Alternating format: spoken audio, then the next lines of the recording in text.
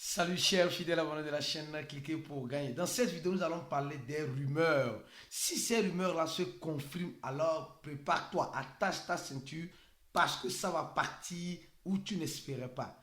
Nous allons parler des rumeurs, oui, des rumeurs sur certaines crypto-monnaies. Nous allons parler aussi des échangeurs. Nous allons parler d'un stablecoin qui, comme vous le savez très bien, a encore cramé, a encore crashé. Et dans ce crash, il y a encore un autre crash d'un investisseur dans ce stablecoin. Vous allez comprendre tout cela dans cette vidéo. Alors donc, si tu n'es pas encore un fidèle abonné, mon frère, ma soeur, tu rates beaucoup de choses. Car pour avoir la bonne information en temps réel, uniquement que sur ces chaînes que tu pourras l'avoir. Alors comme vous le savez, nous allons commencer cette vidéo en parlant de la citation, rapidement de la citation du jour. Les crypto-monnaies se ressemblent mais ne s'assemblent pas. Les gens pensent que toutes les crypto-monnaies doivent faire la même chose. Non. Les gens pensent que toutes les crypto-monnaies, parce qu'elles sont crypto-monnaies, qu'elles doivent en quelque sorte et faire comme l'autre qui avait fait. Non. Les crypto-monnaies là, elles se ressemblent, mais elles ne s'assemblent pas, elles ne restent pas ensemble.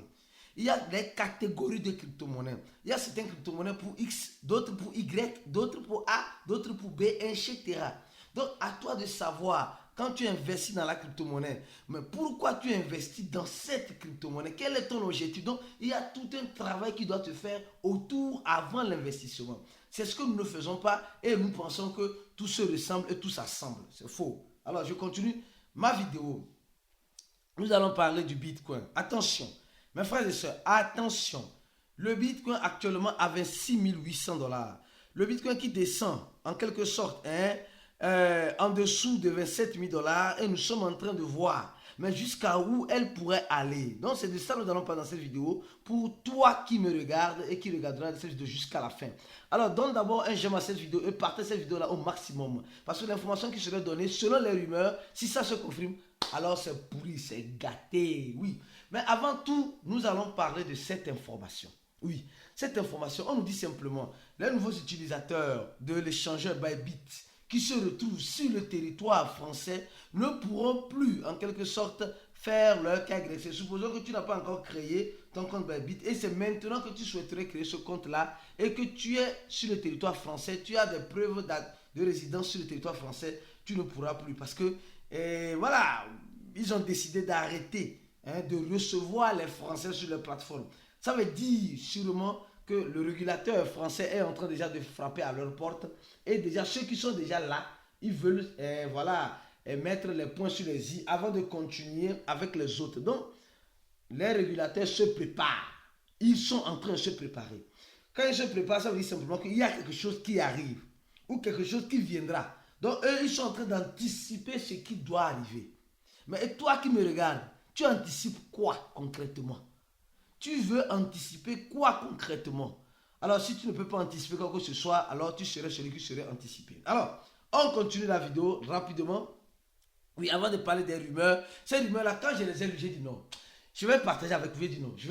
Et je me suis dit, j'ai décidé de partager avec vous pour que vous puissiez aussi mieux comprendre. Alors, nous sommes en train de voir encore une fois de plus, un stablecoin qui perd sa parité, le stablecoin réel USD, d'accord, le USDR, je crois bien, USDR, réel USD, voilà, ah, regardez, réel USDR, non, regardez, R, voilà, ce stablecoin qui n'est pas, à ce que je sache, un stablecoin algorithmique, qui est un stablecoin qui est basé sur les valeurs immobilières, a perdu sa parité de 1 $ depuis quelque temps. Mais que se passe-t-il concrètement? Voilà. Donc c'est un stablecoin qui est censé valoir 1 $, qui se retrouve dans l'immobilier en quelque sorte, d'accord?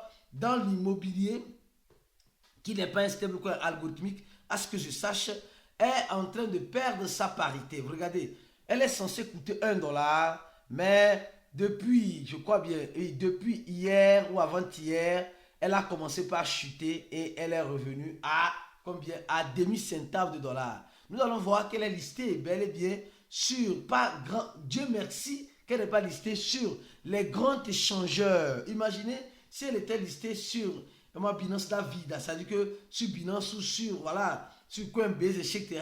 et qui perdait cette parité-là, alors ça serait carrément encore une catastrophe de plus pour notre écosystème.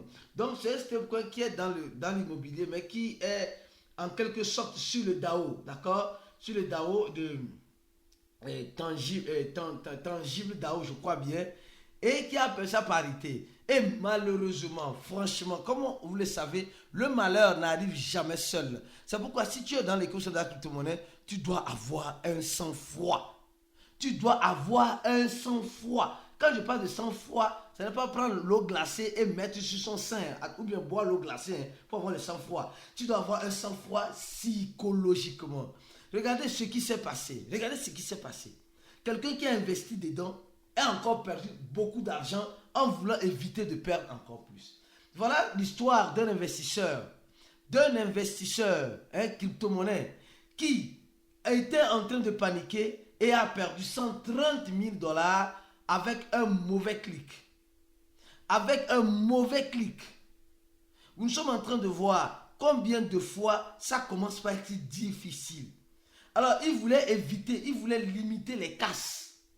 J'ai dit, il voulait limiter les casses. Mais malheureusement, il n'a pas pu limiter ces casses-là. Il n'a pas pu limiter ces casses-là. Et on a vu, on a compris réellement qu'en voulant échanger les 131 000 $, il a échangé avec un autre token où il a perdu.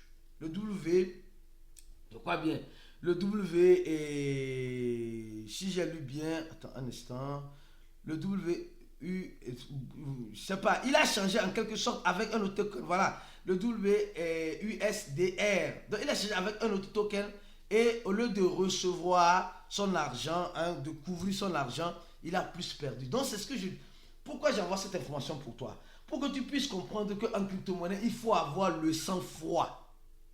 Il faut, parce que regardez, le stablecoin dans lequel il a ses actifs est en train de chuter. Mais comme il manque de sang-froid, il a fait les choses à la hâte, à la précipitation, et il a encore perdu le peu qui lui restait encore. Non, il a cherché ça en USDC. Il a perdu le peu qui lui restait encore. Donc nous devons en quelque sorte être lucides dans nos décisions que nous prenons en crypto-monnaie. Sinon, vous allez plus cramer, vous allez plus paniquer. Alors, nous allons commencer par parler des rumeurs. Oui, des rumeurs. Quelles sont ces rumeurs-là? On va commencer par le XRP. Ceux qui ont suivi le live d'hier, oui, ceux qui nous suivent toujours savent que du lundi à vendredi, quand la possibilité les opportunités se présentent, nous faisons des lives. Nous avons fait hier une live, les bonnes crypto-monnaies pour le bull run. Tu as regardé cette live, si tu n'as pas regardé, cours vite pour regarder ce live-là, afin de mieux comprendre les bonnes crypto-monnaies dans laquelle tu dois investir. Nous faisons aussi des vidéos short importantes, oui. Nous coupons des vidéos, nous faisons des vidéos short. Et nous faisons aussi des lives sur TikTok. Si tu n'es pas encore sur notre TikTok, viens nous rejoindre. Nous faisons des lives là-bas presque de lundi à samedi. De lundi à samedi, on fait des lives sur le compte TikTok de Cliquer pour gagner. De lundi à samedi. Et les lives commencent maximum à midi 15 GMT et midi 30. On fait des lives là-bas. Alors donc, je continue. Nous allons parler de XRP. Cette monnaie-là, cette monnaie amie aux banques, cette monnaie qui est une monnaie en quelque sorte qui est beaucoup chuchotée dans l'écosystème financier. Aujourd'hui, on nous dit ceci. Regardez très bien. On nous dit ceci. Selon les rumeurs, les gars, je n'ai pas trouvé l'article important ou adéquat. Selon les rumeurs, ça c'est la première rumeur. Il y a l'autre rumeur qui est encore plus colossale.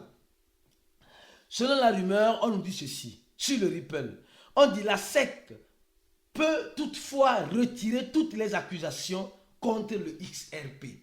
Est-ce vrai cette information? Je ne saurais vous le dire. Mais il pourrait arriver que cette information soit vérifiée et que ce soit vrai. Imaginez, on dit simplement, parce que nous sommes dans l'écosystème de la spéculation, d'accord? Nous sommes dans la spéculation. Imaginez si on dit tout à l'heure que la SEC américaine retire toute accusation. Je dis bien toute accusation sur le projet Ripple. Et c'est pourri, c'est gâté. C'est gâté. C'est là-bas que les gens vont commencer par courir dire Ripple est clean, Ripple est clean. Les gars, c'est ça le risque. Au lieu, c'est ce risque-là que plusieurs personnes ne savent pas prendre. Plusieurs personnes doutent ou ne savent pas comment prendre ce risque-là. Le Ripple, c'est une monnaie, nous savons, semi-décentralisée. Mais c'est une monnaie qui est en faveur ou qui donne vraiment un poids aux banques. Donc, nous sommes en train de voir ce projet Ripple en train de vouloir sortir la tête de l'eau. Imaginez si ces rumeurs-là se confirment, comme nous sommes en train de voir, que la SEC américaine dit simplement que c'est fini. On enlève tout procès, toute accusation contre Ripple. Les gars, imaginez la suite. Alors ça, c'est la première information. L'autre information que tu dois savoir, et en plus de la rumeur qui va accompagner cette information, nous connaissons Fidelity, ou bien le grand gestionnaire de fonds Fidelity. Il nous dit simplement, investir en crypto-monnaie comme investir en Internet en ses débuts. Et c'est pourri. C'est pourri. Ce gestionnaire de fonds a à sa disposition plus de 4 000 milliards, d'accord, 4 000 milliards, presque 5 000 milliards d'actifs à sa disponibilité. Et elle dit simplement, investir dans le Bitcoin comme investir dans Internet à ses débuts. Ça veut dire simplement que le Bitcoin, que nous le voulions ou pas, est une monnaie référence. Quand je me rappelle, au début d'Internet, plusieurs personnes n'y croyaient pas. Plusieurs personnes ne voulaient pas croire. Plusieurs personnes disaient non, Internet c'est une bulle, Internet non c'est pourri, Internet je ne sais pas quoi, Internet je ne sais pas quoi. Et aujourd'hui c'est Internet là que nous utilisons, c'est Internet là que nous utilisons, tout le monde utilise Internet, même les coqs même du village utilisent Internet. Si vous ne le savez pas, sachez-le maintenant. Les poulets, les coqs, les moutons même des villages utilisent Internet. Oui, ils utilisent Internet. Aujourd'hui Internet c'est le moyen de communication le plus efficace qu'on a. Alors le Bitcoin pourrait aussi être la monnaie la plus efficace qu'on aura bientôt. Donc Fidelity qui a demandé les ETF, vous savez ça très bien. Non? Fidelity a demandé les ETF au niveau de qui? Au niveau de la SEC américaine. Voilà, au niveau de la SEC américaine. Attention. Et quand elle a demandé ces ETF, vous savez ce qu'on les a dit? On ne fait que reporter. Mais jusqu'à quand? Jusqu'à quand la SEC va reporter? Alors, l'autre grande nouvelle, c'est ça. On nous dit que, nouvelle de dernière minute, il pourrait arriver que, comme nous sommes en train de voir, que la SEC approuve la demande des ETF de BlackRock. D'accord? Le plus grand gestionnaire de fonds.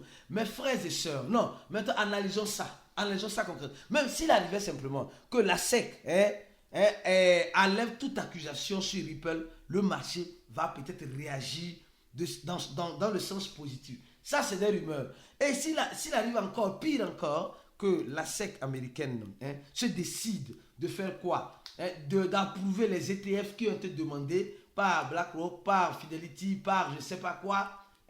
On dit pendant ces 24 heures, donc ça dit très bientôt. Tout cela, vous devez comprendre que c'est pour jouer avec ta psychologie. Pourquoi? Parce que quand on parle de rumeurs, comme nous sommes dans un marché de spéculation, alors les rumeurs aussi ont leur rôle, les rumeurs, parce qu'on est dans une incertitude. Et face à cette rumeur, tu te dis, alors si c'est comme cela là, alors c'est que ça va donner quelque chose. Alors je vais commencer par prendre des positions longues, je vais commencer par prendre des positions short, je vais commencer par faire ça, patata, et tu vas commencer par voir, en quelque sorte, regardons les gens qui sont en train de prendre position. Donc, supposons que ces rumeurs-là se confirment, mes frères et sœurs, là, ça va changer. Les données vont changer. Certaines personnes pourront dire que c'est le début du bull run. Oui, certaines personnes pourront dire, c'est le début du bull run, s'il arrivait que c'est vrai. Attention.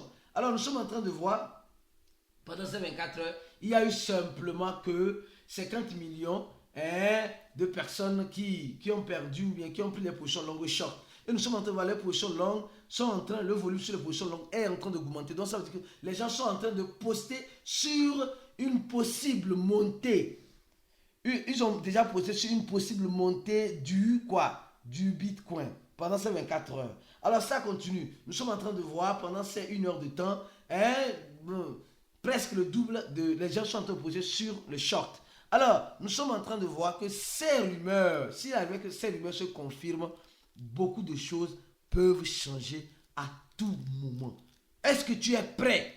Est-ce que toi qui me regardes, tu es prêt? Tu as déjà attaché ta ceinture. On dit tout à l'heure que non, la SEC a fait ça, la SEC a dit ça, le gouvernement américain a dit ça. Est-ce que tu es déjà prêt pour ça? Et si tu n'es pas encore prêt, viens, on va te préparer. Viens, on va te préparer parce que Cliquer pour gagner, c'est le seul groupe, ou bien, oui, je peux dire le seul groupe, la seule école qui te prépare pour être un bon investisseur.